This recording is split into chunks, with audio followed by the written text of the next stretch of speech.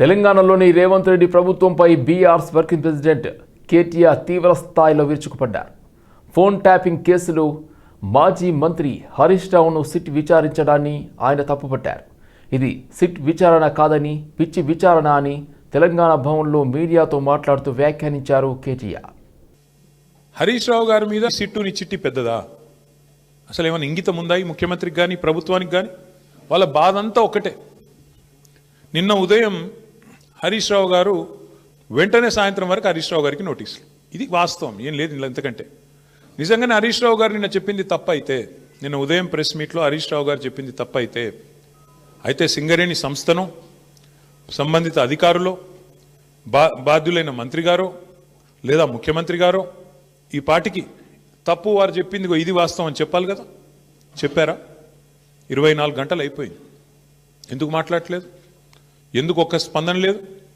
ఎందుకు ఒక్కరంటే ఒక్కరు? కాంగ్రెస్ కుంభకోణాలు బయటపెట్టిన ప్రతిసారి ఇదే డైవర్షన్ గేమ్లు, ఇదే రకమైన డ్రామాలు వీళ్ళకి అలవాటుగా మారిపోయింది. సింగరేణి టెండర్లలో ఇవాళ నేను ఆధారాలతో సహా మీ ముందు బయటపెట్టబోతా ఉన్నా. స్పష్టంగా రేవంత్ రెడ్డి గారి బావమరిది కోసం ఆయనని కింగ్ పిన్గా చేసి, సృజన్ రెడ్డి అనే వ్యక్తిని కింగ్ పిన్గా చేసి ఆయన చుట్టూ ఇవాళ మొత్తం ఆ టెండర్లన్నీ రిగ్గింగ్ చేసి మొత్తానికి 9 టెండర్లు ఇప్పటికే పూర్తి చేసినారు. మీకు ఈ విషయంలో ఒక చిన్న అవగాహన ఉండాలి కాబట్టి ఒక చిన్న విషయం చెప్తాను. మేము గతంలో దాదాపు 10 ఏళ్ళు అధికారంలో ఉన్నాం. సింగరేణి సంస్థలో కేసీఆర్ గవర్నమెంట్ ఉన్నప్పుడు ఎన్నడూ రాజకీయ జోక్యం లేదు, ఎన్నడూ ఇట్లాంటి దిక్కుమాలిన కార్యక్రమాలు లేవు, ఈ పైసల ఆలోచన లేదు.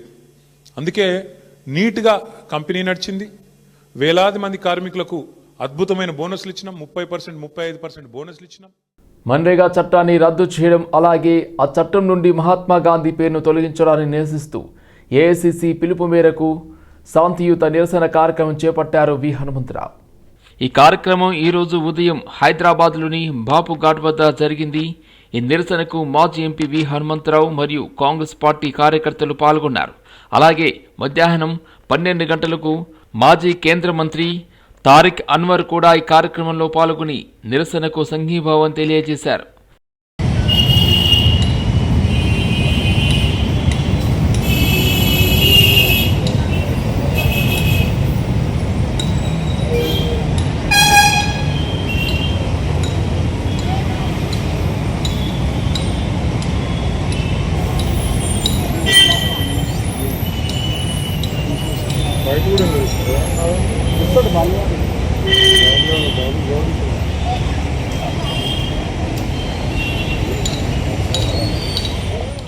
తెలంగాణ నారెడ్కో సంస్థ అధ్యక్షులు విజయ్ సాయి కుమార్ ఆధ్వర్యంలో అంబర్పేట్లో పనిచేస్తున్న జిహెచ్ఎంసీ పారిశుద్ధ్య కార్మికులకు అంబర్పేట్ ప్లేగ్రౌండ్లో స్వీపర్లను పంపిణీ చేశారు. ఈ కార్యక్రమంలో ఎమ్మెల్యే కాలేరు వెంకటేష్, స్థానిక కార్పొరేటర్లు, జిహెచ్ఎంసీ మరియు పోలీస్ అధికారులు పాల్గొన్నారు. ఈ సందర్భంగా ఎమ్మెల్యే కాలేరు వెంకటేష్ మాట్లాడుతూ జిహెచ్ఎంసీలో పనిచేస్తున్న పారిశుద్ధ్య కార్మికులకు పండుగలు, ఆదివారాల సమయంలో డ్యూటీ సమయాన్ని తగ్గించి వారికి చేయూతనివ్వాలని అధికారులను కోరారు. అలాగే నియోజకవర్గంలో పారిశుద్ధ్య కార్మికులతో పాటు స్థానిక ప్రజలందరికీ డబుల్ బెడ్రూమ్ల ఇండ్ల నిర్మాణం కోసం 70 ఎకరాల ప్రభుత్వ భూమిని కేటాయిస్తే అందరికీ ఇండ్లు నిర్మించి ఇస్తామని తెలిపారు. గత బీఆర్ఎస్ ప్రభుత్వ హయాంలో జిహెచ్ఎంసీ పారిశుద్ధ్య కార్మికులకు 3 సార్లు జీతాలు పెరిగాయని గుర్తు చేసిన ఆయన ప్రస్తుతం కాంగ్రెస్ ప్రభుత్వ పాలనలో 2 ఏళ్లు గడిచినా ఒక్కసారి కూడా జీతాలు పెంచలేదని విమర్శించారు. రాష్ట్ర ప్రభుత్వం అభివృద్ధి కార్యక్రమాలు ప్రారంభించామని చెబుతున్నప్పటికీ వాస్తవంగా ఇప్పటి వరకు గణనీయమైన పనులు చేయలేదని ఎద్దేవా చేశారు. రాబోయే జీహెచ్ఎంసీ ఎన్నికల్లో బీఆర్ఎస్ పార్టీ అభ్యర్థులను అధిక సంఖ్యలో గెలిపించాలని ప్రజలను కోరిన ఆయన రానున్న స్థానిక సంస్థల ఎన్నికల్లో కూడా బీఆర్ఎస్ పార్టీ మళ్లీ విజయం సాధిస్తుందని ధీమా వ్యక్తం చేశారు.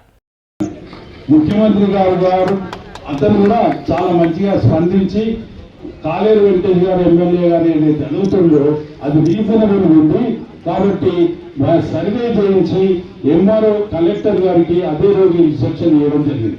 ఇప్పుడు సర్వే జరుగుతుంది. అందులో ఇట్లా మనకు ల్యాండ్ వస్తే నేను ఊరితో సార్ వాళ్ళతోటి, నారెడ్కో వాళ్ళతోటి, ఇంకా వేరే వాళ్ళతో అందరితో కలిపి మీకు గవర్నమెంట్ తోటి రిక్వెస్ట్ చేసి మీకు ఇల్లు కట్టించే ప్రోగ్రాం చేశారు. ఇక టీచర్ గురించి చెప్పింది, మీరు అడగక ముందుకే 3 సార్లు జీతాలు కేసీఆర్ గారు పెంచినా లేదా? మన కేసీఆర్ గారికి ఒకసారి సపోర్ట్ పెట్టండి. ఇప్పుడు రేవంత్ రెడ్డి సార్ వచ్చిండు, సార్లు కూడా అడుగుదాము, మన జీతాలు 2,000-3,000 రూపాయలు జీతాలు పెంచే కార్యక్రమం కూడా చేసుకున్నాం. ఇప్పుడు మీకు స్వీకర్స్ ఇస్తున్నారు, వచ్చే సంవత్సరము మీరే అడగండి మళ్ళీ మీకేం కావాలో. అప్పుడు మళ్ళీ వచ్చే సంవత్సరం కూడా మేము అందరినీ ప్రేమతోటి రెస్పెక్ట్ తోటి హృదయంలో పెట్టుకొని మిమ్మల్ని చూసుకుంటాము. కానీ మా అందరితో మాత్రం ఆదరణ చేయదు. అల్వాల్ సర్కిల్ సుభాష్ నగర్లోని శ్మశాన వాటికను పరిశీలించేందుకు వచ్చిన ఎమ్మెల్యే మరి రాజశేఖర్ రెడ్డిని స్థానిక కాంగ్రెస్ నాయకులు అడ్డుకున్నారు. ఈ సందర్భంగా శ్మశాన వాటికకు సంబంధించిన అభివృద్ధి పనులన్నీ మాజీ ఎమ్మెల్యే మైనంపల్లి హనుమంతరావు హయాంలోనే జరిగాయని కాంగ్రెస్ నాయకులు పేర్కొన్నారు. ఆ పనులకు అవసరమైన నిధులను కూడా తామే తెచ్చామని వారు తెలిపారు. గతంలో మంజూరైన పనులకు ఇప్పుడు శంకుస్థాపనలు ప్రారంభోత్సవాలు చేయడం సరికాదని కాంగ్రెస్ నాయకులు ఆరోపించారు. ఈ నేపథ్యంలో ఇరు వర్గాల మధ్య మాట పెరిగి కొంతసేపు ఉద్రిక్త వాతావరణం నెలకొంది. సమాచారం అందుకున్న పోలీసులు ఘటనా స్థలానికి చేరుకుని జోక్యం చేసుకుని పరిస్థితిని అదుపులోకి తెచ్చారు. ఇరు వర్గాలకు సర్ది చెప్పిన అనంతరం అక్కడి నుండి పంపించి వేయడంతో ఉద్రిక్తతకు తెరపడింది.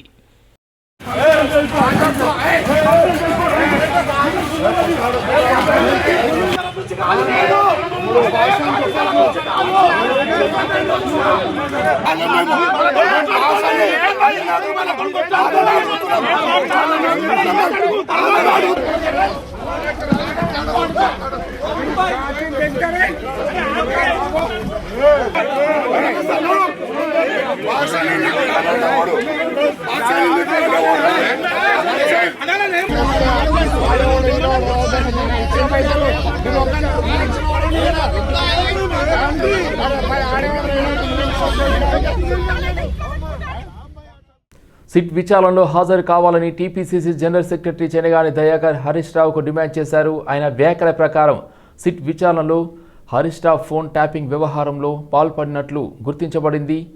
ఎమ్మెల్సీ నవీన్ రావు, శ్రవణ్ రావులను విచారించిన తర్వాతనే హరీష్ రావుకు నోటీసులు జారీ అయ్యాయని చెనగాని దయాకర్ పేర్కొన్నారు. కేసులో కేసీఆర్ కూతురు కవిత మరియు ఆమె భర్త కూడా ఫోన్ ట్యాపింగ్కు పాల్పడినట్లు సాక్ష్యంగా తెలిపినట్లు తెలిపారు. టీపీసీసీ ప్రకటనలో బీఆర్ఎస్ పార్టీ అధికారంలో ఉన్నప్పుడు ప్రజా హక్కులు, మానవ హక్కులు, స్వేచ్ఛలను ఉల్లంఘించినట్లు తెలంగాణలో జరిగిన ప్రతి ఉప ఎన్నికలో దుర్వినియోగాలు జరిగాయని ఆరోపించారు. మాజీ మంత్రి హోదాతో హరీష్ రావు తన హుందాతనాన్ని చాటుకునేలా వ్యవహరించాలని, కాంగ్రెస్ ప్రభుత్వం వచ్చాక రాజకీయ కక్ష సాధింపు చర్యలకు అవకాశం ఉండదని కూడా పేర్కొన్నారు.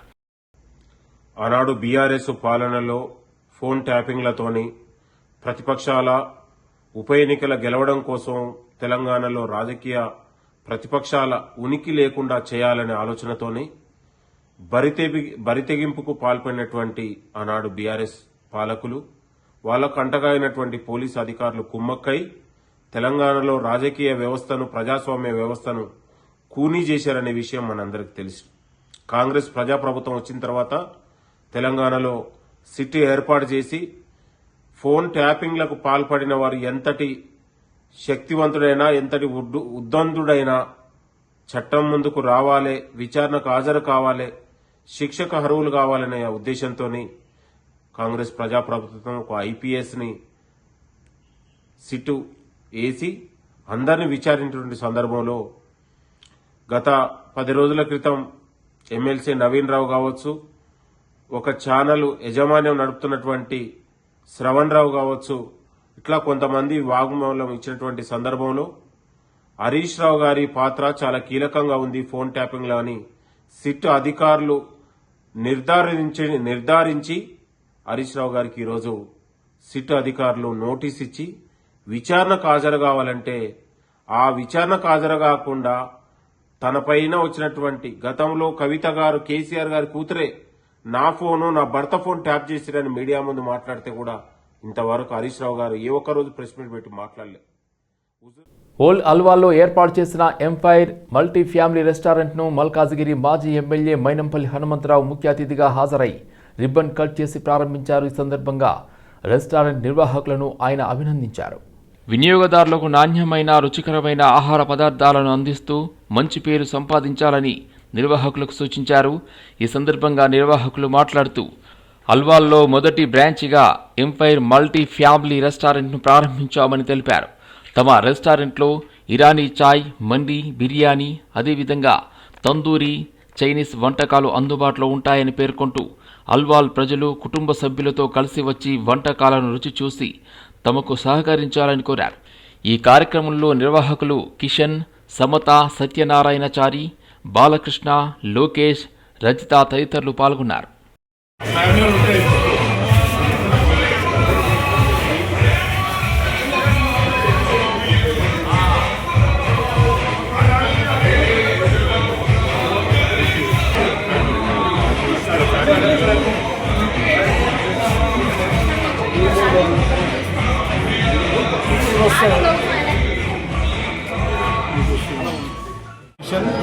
ఈరోజు అల్వాల్ ఐజీ స్టాచ్యూ దగ్గర empire multi cuisine family restaurant అనే రెస్టారెంట్ శ్రీ మైనంపల్లి హనుమంతరావు గారి చేతిపైన ఓపెనింగ్ జరగబడింది.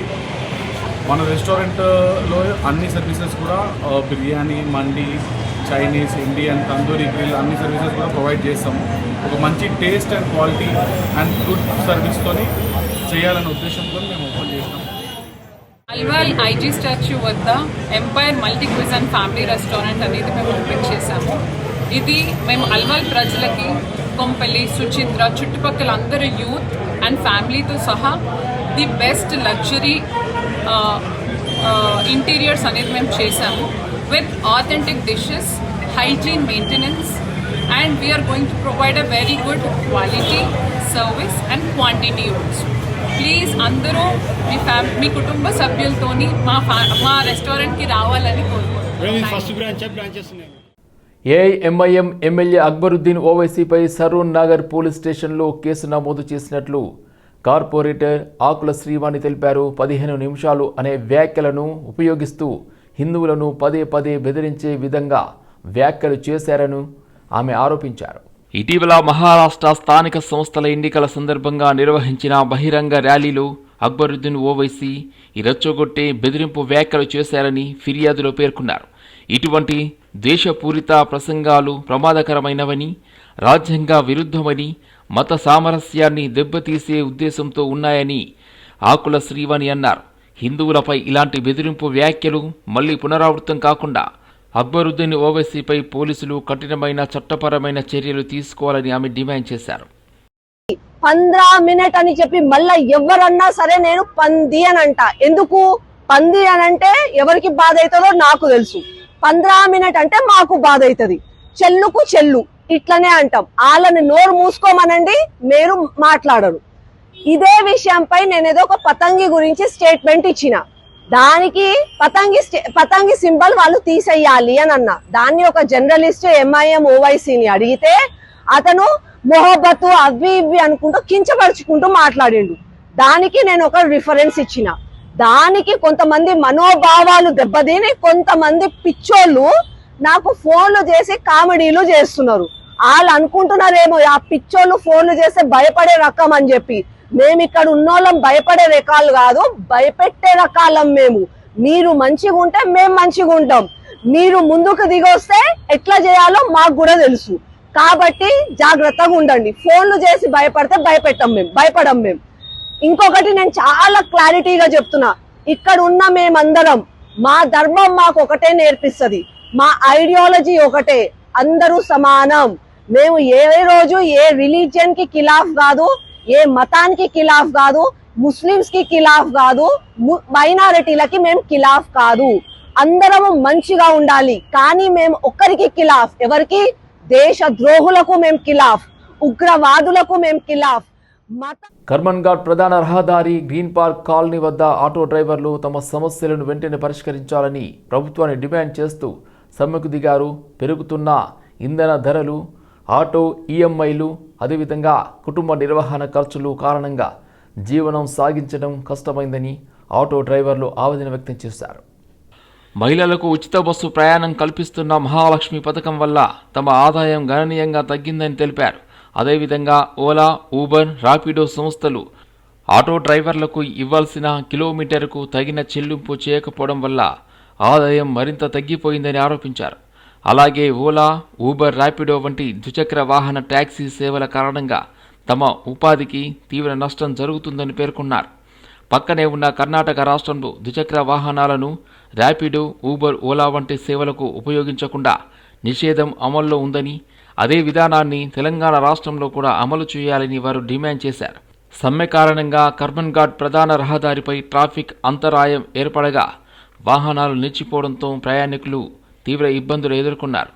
సమాచారం అందుకున్న పోలీసులు ఘటనా స్థలానికి చేరుకుని ట్రాఫిక్ను నియంత్రించారు.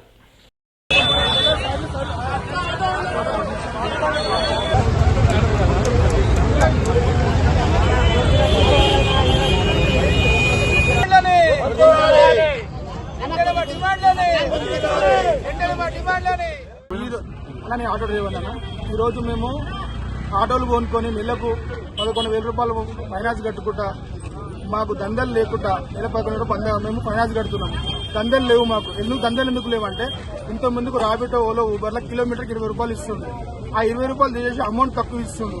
ఎట్లా బతకాలన్నా మేము? అదే కాకుండా మాకు ఇచ్చే 200 అదే బైకులు ఇస్తారు. అసలు బైకులు రాబిట్లో ఎందుకు పెట్టుకున్నాం? తక్షణమే బైకులు తీసేయాలి. బైకులు ఉండకూడదు, బైక్ రావద్దు.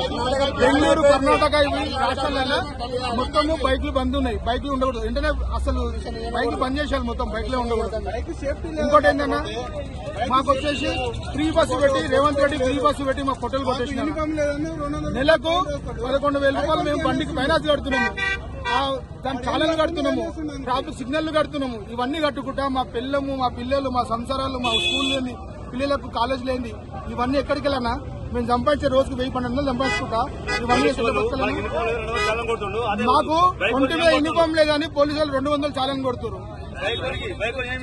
బైకులకేమో ఎలాంటి చాలని కొట్టకుండా మాకు ఆటోలకు అన్ని రూల్స్ ఉన్నాయి.